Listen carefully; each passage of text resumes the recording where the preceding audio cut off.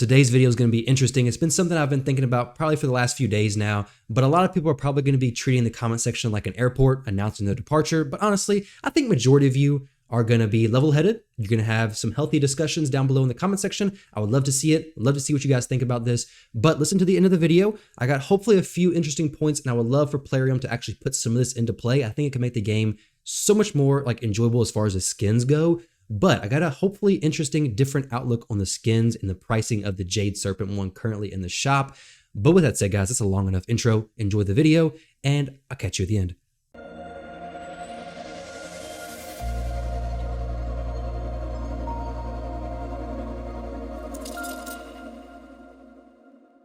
What's going on, everybody, and welcome back to the channel. I hope you're all doing great. So obviously I don't have my jacket on right now. The intro was recorded at a different time than currently, so you're not going to see the same clan boss run in this video, just in case you're wondering if that's a burning question you have. But today, let's talk about the Jade Serpent skin. And honestly, the main reason why I wanted to make this video is because I've been seeing a lot of, I guess, maybe toxicity, not necessarily toxicity, but a lot of negativity around the Jade Serpent skin, which maybe it's deserved. Right off the bat, am I going to buy it? Probably not. If it said exclusive, would I buy it? Maybe, but I'm not going to buy it. I'm not really in the skin market, so I don't think my opinion's really that valuable. Some skins I'd maybe buy, but I'm going to be very, very selective about skins I'd actually buy. The thing I want to talk about today, though, is about basically all the negativity, and I hopefully shine a different light on some of this stuff that's going on, okay? So I've been seeing a lot of either content creators, comments in videos, on Twitch, just all across the board throughout the community, people and their reactions to the $50 Jade Serpent skin. Now, do I think the Jade Serpent skin should be $50? Not necessarily, but then again, I'm honestly not that far against it because this is the first skin. There's gonna be plenty more down the road. We know we get the free one from the clan shop already. This one right now is $50. Now, $50 to $50, okay, it's quite a bit of money. It's definitely an expensive skin, but I'm gonna get into the other stuff later on. But the thing I wanna talk about right now is if you're somebody who's left a comment or anything like that said, if you purchase the $50 skin, you're a moron. If you're saying they're a moron, or if you're saying they're stupid, they're an idiot, or whatever it may be, you gotta take a step back and say, do you think everybody who spins in mobile games are an idiot? Well, if that's the case, then there you go. You're fair in calling that person an idiot for spending $50 on the Arbiter skin, because maybe at the end of the day, we're all stupid. We're all stupid for spending money on a mobile game when we could buy a steak dinner, something nice outside in real life. But assuming we're not stupid for buying shards, for buying energy, for progressing our accounts, then it's hard to say somebody is stupid or whatever it may be for purchasing a skin, even though it may seem expensive. Because remember, this game is all about fun, right? The whole idea of playing Raid, while sometimes we forget it, I feel like sometimes it's just turning on RSL Helper and letting it run throughout the day. But the whole idea of it is to have fun. If this person who's buying the skins' idea of having fun in the game is watching their champions or seeing their champions look more aesthetic, even if it's only in arena, because you don't see Arbiter that often, let's be honest, if you even have her to see her whatsoever.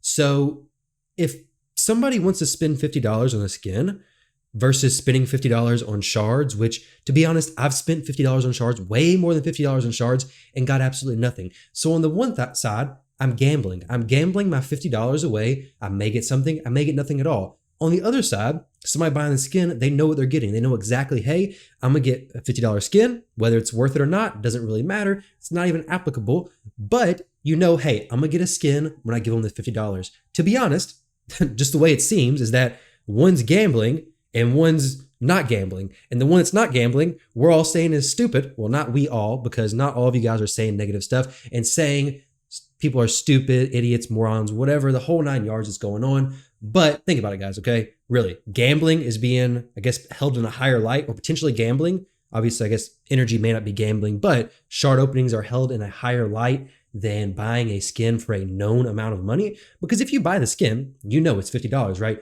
Now, let's get into the other side of this, okay? So $50, should a skin be $50 or not? A lot of people are saying, well, if the skins were lower, Plarium would be able to sell a lot more.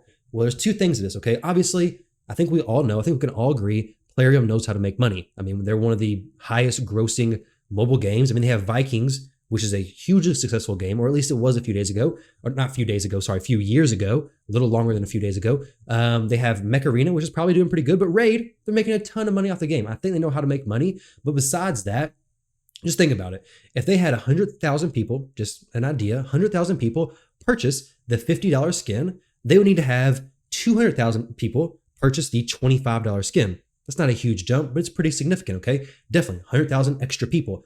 But if they drop that same skin price down to $10, they would need to have, what, 500,000 people? Let me know if my math is wrong, but I'm pretty sure 100,000 times 5 is 500,000. So 500,000 people would need to purchase that $10 skin just to break even. When you have that happen, you have all those skins now. The $10 mark may not be that big of an issue, but if you were able to price the skin, if you pick the skin's price outside of free, what would it be? Would it be $5? I've seen that as probably the most common answer to a lot of the polls, a lot of the things throughout the community was $5. $5 would be the price that I'd purchase at. But think about it. If everybody had a $5 skin, nobody really has a skin, right? Because you see the same skin everywhere. It's like, I might as well just use the classic arena skin because less people are using that than are using the Jade Serpent skin that was $5. I've noticed that happen like in a lot of other games like Fortnite. I've actually not bought many skins in any other game. I've bought very, very few, but I notice a lot of times people who buy a lot of skins, there comes a time where people just revert back to using the OG skins. I've seen it a lot in Fortnite specifically. People will just use the regular classic skin because they know either one, you're a really good player, or two, you're an absolute terrible noob player, okay? So you're either really good or absolutely terrible, one or the other, but all this comes down to flexing, okay? So this entire stuff is just for flexing, let's be honest, okay? A little story time. I mentioned yesterday a video that I used to play World of Warcraft. When I used to play WoW, I remember very vividly one time I think I was a Tauren. I don't know what I was, but I was on my way to Orgrimmar and there was a Tauren riding a Kodo, okay? This dude had some big shoulder pads. He looked decked out. Like I was pretty new to the game, but I knew this guy probably had some gold. And I like to ask people for gold because I was like 13 years old at the time and dancing on the mailboxes and asking for gold. That's just what I did to make my money back in those World of Warcraft days. My dad wasn't super happy when he found out, but hey, that's neither here nor there. It's a story for another time. But what I want to say about that story, that little bit of thing right there, is that when that guy was running to Orgrimmar, when he was riding his Kodo to Orgrimmar, I knew he was pretty progressed. I knew he'd probably have gold because of the way his gear looked. So getting these skins, I think something that honestly, what I would be focusing on more than, hey, Plarium, lower the skin price, make it more accessible to everybody, make it $10, make it $5.